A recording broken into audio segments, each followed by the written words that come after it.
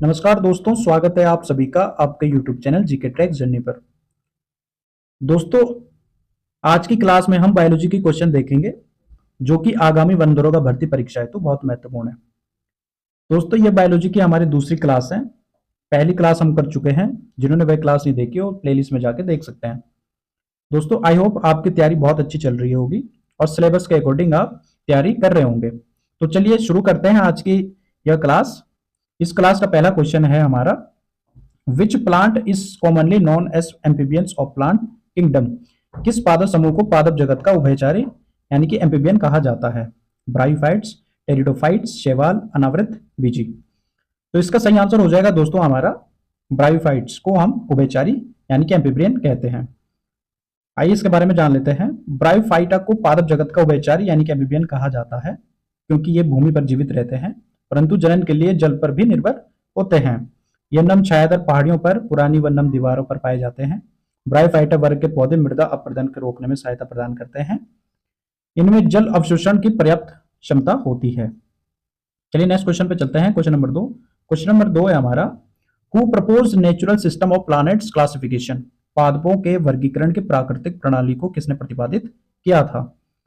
Carolus Linnaeus ने, Bentham और Hooker ने, इंगलर और प्रांटिल ने, हचिनसन ने। तो इसका सही आंसर हो जाएगा हमारा बेंथम और हुकर ने। आइए जान लेते हैं डिटेल में। जॉर्ज बेंथम और जोसेफ डाल्टन हुकर द्वारा प्रतिपादित पद्धति को पादपों के वर्गीकरण की प्राकृतिक प्रणाली के रूप में जाना जाता है। इसका उल्लेख इनके द्वारा लिखित पुस्तक जेनरा प्लांटेरम में किया गया। कैरोलम लिनियस को आधुनिक वर्गीकृति का जनक कहा जाता है। हचिनसन, एंगलर तथा प्रांटिल का नाम भी पादप वर्गीकरण के से संबंधित है। चलिए नेक्स्ट क्वेश्चन पे चलते हैं। Question number 3। क्वेश्चन नंबर 3 है हमारा, the nitrogenous waste uric acid is extracted out by. Uric अम्ल नामक नत्रजनी अपशिष्ट उत्सर्जित किया जाता है ह्यूमन द्वारा, बर्ड्स द्वारा, लिजार्ड्स द्वारा, बर्ड एंड लिजार्ड्स बोथ। तो इसका सही आंसर हो जाएगा हमारा बर्ड्स एंड लिजार्ड्स बोथ। आइए इनके बारे में डिटेल में जान लेते हैं। पक्षी तथा छिपकली दोनों द्वारा यूरिक अम्ल नामक नत्रजनी अपशिष्ट उत्सर्जित किया जाता है। पक्षी पेस्ट के रूप में विशेष रूप से यूरिक एसिड के रूप में अपना नाइट्रोजन अपशिष्ट उत्सर्जित करते हैं। यूरिक एसिड को स्थलीय सरीसृपों जैसे कि सांप और छिपकलियों द्वारा भी उत्सर्जित किया जाता है। क्वेश्चन नंबर 4 है हमारा। क्वेश्चन नंबर 4 है हमारा, RH फैक्टर नाम का आधार है। RH चमगादड़, रिसस बंदर, गेंडा, चूहा। तो इसका सही आंसर हो जाएगा हमारा रिसस बंदर। आइए इसके बारे में जान लेते हैं क्यों। RH तत्व यानी कि RH फैक्टर की खोज लैंडस्टेनर और वीनर ने की थी। इन्होंने रुधिर यानी कि ब्लड में एक अन्य प्रकार के एंटीजन का पता लगाया। इस एंटीजन की खोज से रिसस नामक बंदर पर की थी, इसलिए इस एंटीजन का नामकरण RH तत्व किया गया। जिन व्यक्तियों के रक्त में यह तत्व पाया जाता उनका रक्त RH सहित यानी कि RH पॉजिटिव तथा जिनके रक्त में नहीं पाया जाता उनका RH रहित यानी कि RH नेगेटिव कहलाता है। रक्त आदान के समय RH फैक्टर की जांच की जाती है। चलिए क्वेश्चन नंबर 5 को देखते हैं। क्वेश्चन नंबर 5 है हमारा, मछलियों में सामान्यतः श्वसन होता है त्वचा द्वारा, नाक द्वारा, गलफड़ों द्वारा, फिन्स द्वारा। तो इसका सही आंसर हो जाएगा हमारा गलफड़ों द्वारा। मछलियों में श्वसन गिल्स गलफड़ों के द्वारा होता है जबकि मनुष्य एवं अन्य में स्तनधारी फेफड़ों द्वारा श्वसन किया जाता है। क्वेश्चन नंबर 6 है हमारा, दीमक को और किस नाम से जाना जाता है यानी कि अन्य नाम से? चींटी, लाल चींटी, श्वेत चींटी, श्याम चींटी। तो इसका सही आंसर हो जाएगा हमारा श्वेत चींटी। आइए इसके बारे में जान लेते हैं। दीमक को श्वेत चींटी भी कहते हैं। दीमक एक सामाजिक कीट है। इसकी कई प्रजातियां हैं जैसे इसोप्टेरा नामक जीव वैज्ञानिक उपगण के सदस्य है। पहले यह समझा जाता था कि दीमक तिलचट्टों से बिल्कुल भिन्न है, लेकिन वर्गेनुवंशिक अध्ययन से पता चलता है कि दीमक का क्रम विकास तिलचट्टों से ही हुआ है। क्वेश्चन नंबर 7 है हमारा, जुगनू होता है एक मोलस्क, कीट, कृमि, सूत्रकृमि। तो इसका सही आंसर हो जाएगा हमारा कीट। जुगनू जो हमारा एक कीट होता है। आइए इसके बारे में जान लेते हैं। जुगनू कीट होता है, इनके पंख होते हैं। ये जीव दीप्ति उत्पन्न करके अपने संगी को आकृष्ट करते हैं या दूसरे जानवरों का शिकार करने के लिए भी इसका उपयोग करते हैं। यह प्रकाश रासायनिक क्रिया द्वारा उत्पन्न होता है। आइए नेक्स्ट टॉपिक पे चलते हैं। अब क्वेश्चन नंबर 8 देखते हैं। नेक्स्ट टॉपिक हमारा मोनेरा जगत। क्वेश्चन नंबर 8 है हमारा, asexual reproduction takes place through budding in, मुकुलन द्वारा अलैंगिक जनन किस में होता है? Amoeba, yeast, plasmodia, cytokinin. तो इसका सही आंसर हो जाएगा हमारा यीस्ट में जो है हमारा मुकुलन द्वारा अलैंगिक जनन होता है। आइए जान लेते हैं कैसे। मुकुलन द्वारा अलैंगिक जनन यीस्ट में होता है। यीस्ट में जनन कोशिका कली के रूप में विकसित होने से पूर्व कुछ छोटे उभार विकसित करती है। आमतौर पर संतति कोशिका मूल कोशिका के अंदर रहते हुए ही विभाजित होकर संतति कोशिका में चला जाता है। प्रारंभिक कलियों में मां के शरीर से अलग हो जाती है। कली के अंदर प्रक्रिया के आगे बढ़ने के साथ कोशिकाएं की एक श्रृंखला बनी रहती है। इस संपूर्ण प्रक्रिया को मुकुलन कहते हैं। चलिए नेक्स्ट क्वेश्चन पे चलते हैं। Question number 9। क्वेश्चन नंबर 9 हमारा, in which of the following stages of silk worm silk is secreted, रेशम कीट निम्न में से किस अवस्था में रेशम का स्राव होता है? एग में, प्यूपा में, लार्वा में, एडल्ट में। तो इसका सही आंसर हो जाएगा हमारा ऑप्शन सी, लार्वा। आइए जानते हैं। रेशम कीट लार्वा अवस्था में रेशम का स्राव होता है। एनियम लार्वा से रेशम प्राप्त करते हैं। क्वेश्चन नंबर 10 है हमारा, फिरोमोन्स आर एग्जाम्पल ऑफ, फिरोमिन्स उदाहरण है वृद्धि हार्मोन्स के, अंत हार्मोन्स के, बाह्य हार्मोन्स के उपरोक्त में से कोई नहीं।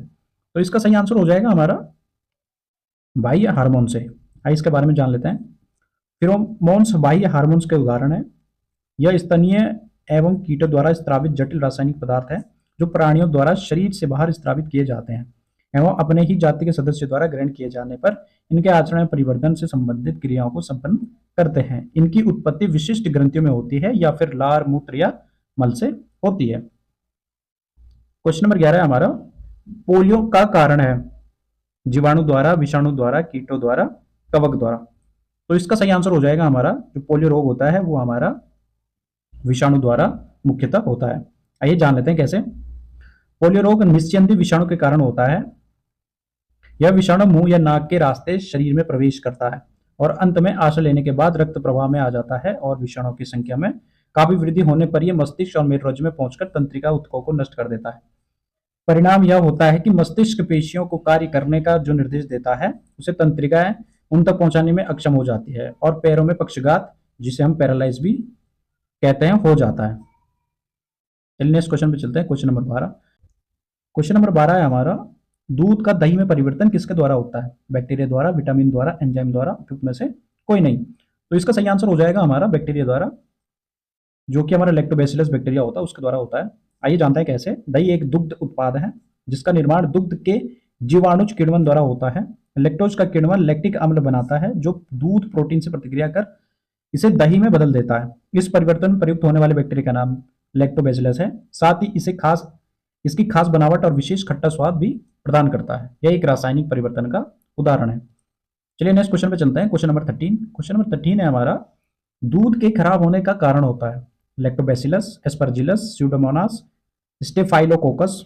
तो इसका सही आंसर हो जाएगा हमारा लैक्टोबैसिलस। आइए जानते हैं कैसे।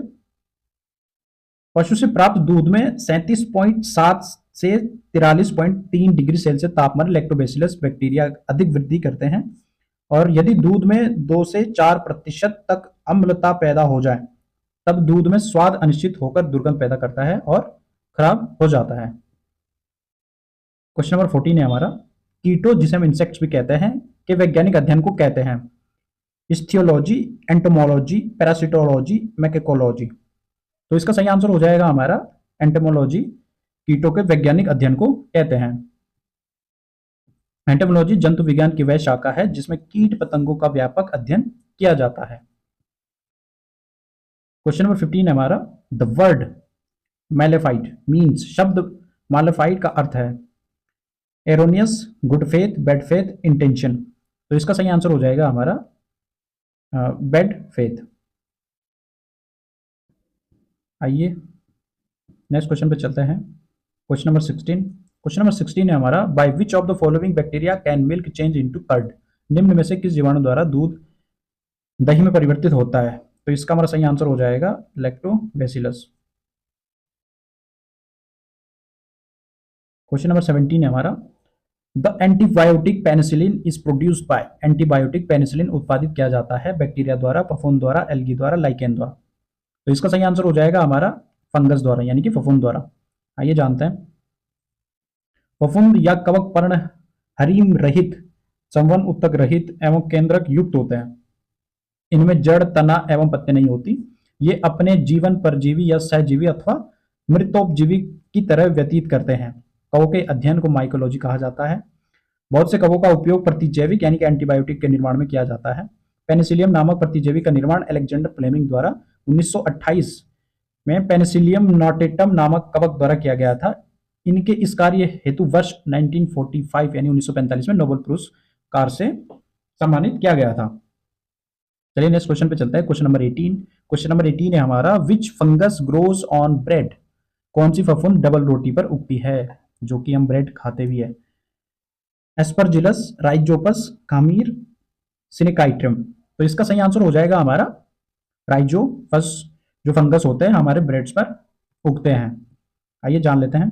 राइजोपस मृतजीवी होता है और सामान्यतः बासी या डबल रोटी पर उगता है, इसलिए इसे डबल रोटी की फफूंदी यानी ब्रेड मोल्ड भी कहते हैं। इसमें काले रंग के बीजाणु बनने के कारण इसे काली फफूंद भी कहा जाता है। उल्लेखनीय है कि डबल रोटी बनाने में खमीर का प्रयोग किया जाता है। सेकंड लास्ट क्वेश्चन है हमारा, क्वेश्चन नंबर 19। यीस्ट और मशरूम है। यीस्ट और मशरूम है, मशरूम जो हम सब्जी के लिए भी यूज करते हैं, वेजिटेबल, एज अ वेजिटेबल। शैवाल है, नग्न बीज, विकृति बीज, फफूंद, गांठदार जोड़े। तो ये हमारा जो है यीस्ट और मशरूम हमारे फफूंद में यानी कि फंगस में आते हैं।